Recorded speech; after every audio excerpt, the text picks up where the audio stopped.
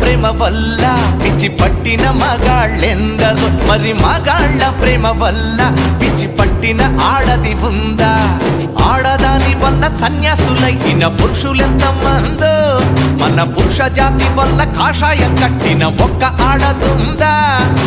ఆడదానికై మగాడొకడు తాజ్ మహల్ కట్టగా, మగవాడి కోసమయ్యే ఆడదైనా చిన్న గుడిసె కట్టిందా?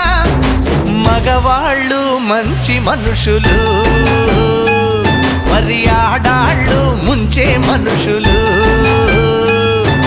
నమ్మకు నమ్మకు ఆడాళ్ళలోని ప్రేమలని, నమ్మిన వాడికి చూపెడుతుంది నరకాన్ని.